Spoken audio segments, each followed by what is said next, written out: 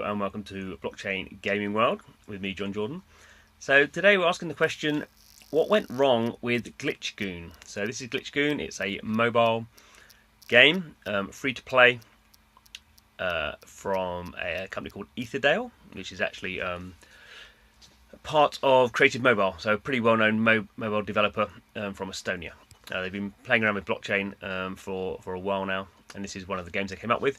They've just announced that they're going to be discontinuing it. So let's have a look at some of the reasons, perhaps why.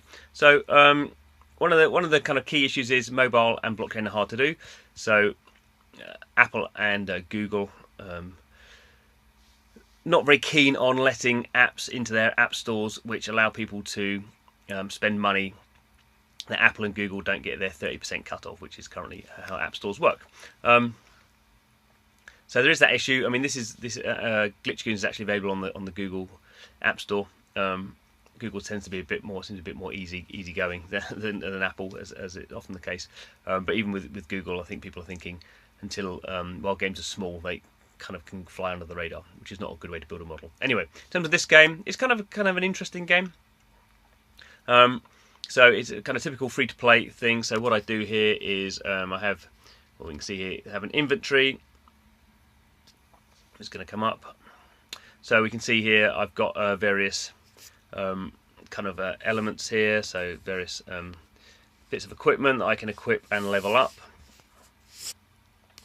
to my character, and then when I do that, I can go in and do a fight. So searching for an opponent. So there we go. Can do a fight.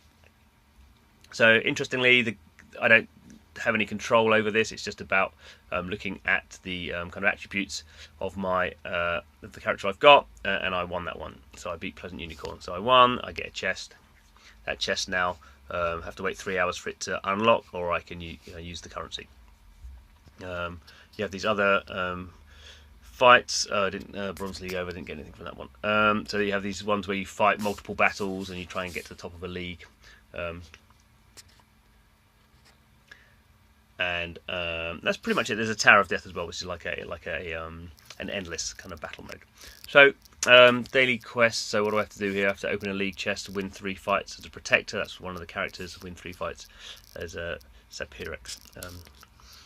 So as a game, it's kind of solid in the sense there's kind of you have the kind of you have the gameplay, and then you have these kind of other kind of meta game, we call it. So if I go and find something here, so I can see here I've got something equipped which is rare. Level 25. I've got these common ones which I got from a chest. I don't need them, so I'm just going to sell those off. So I just sell those off and I get some soft currency. What I really want is the hard currency, which is this game coin stuff. So this is the blockchain bit of it. But it's kind of interesting. So you can just download this game. At the moment you can from the App Store, not for much longer I shouldn't think, and start playing it. And you wouldn't really know it's a blockchain game. There's no blockchain elements to it. The blockchain kind of stuff starts if you buy some of this game coin. So if you buy this game coin, then that is a ERC20 token, and then a wallet is created for you, and you go through that kind of blockchain process.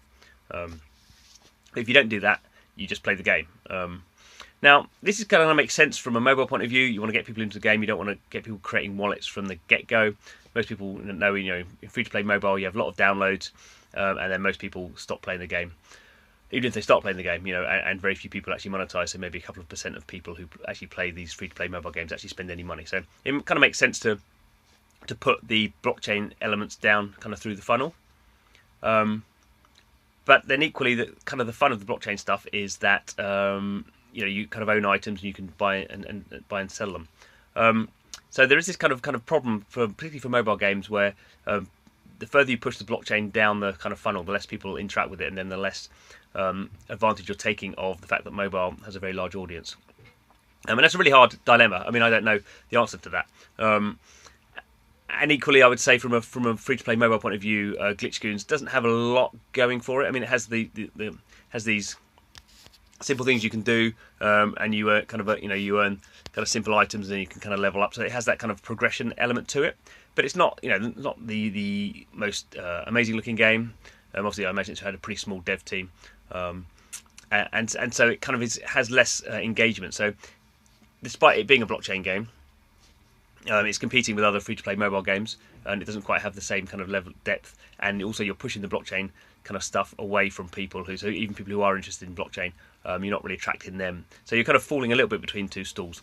And we can kind of see how that works. We can go and look at the marketplace. So as far as I can tell, there isn't a marketplace in this game. So in this game, you just buy the currency. And partly this is a kind of an early version of the game. The developer had plans to do more complex stuff further down the line, which they're now no longer doing because they haven't had the player base. And we can kind of see how that really shows up if we go to OpenSea, which is a third-party market, and we can look to see how many Glitch Goon blockchain items have been created and how they've been trading. Okay, so this is Glitch Goons page on OpenSea. So OpenSea is a secondary market for blockchain game items. So if you have something in your wallet, you can come and sell it on here rather than selling it through the game if the game has a market, which I don't think Glitch Goons actually does. So we can see here that Glitch Goons has 34 items available. That's not very many. So the biggest blockchain game, CryptoKitties, has 1.5 million items. Obviously, it's a different sort of game. It's a breeding game. So we can see here that no matter what we might say about the kind of game elements of Glitch Goon, when it comes to the blockchain elements of it, there wasn't much going on. In fact, there was very, very little going on. 34 items is minuscule. So for a blockchain game to really sustain, it has to have a really good open economy or player-led economy, however you want to describe it.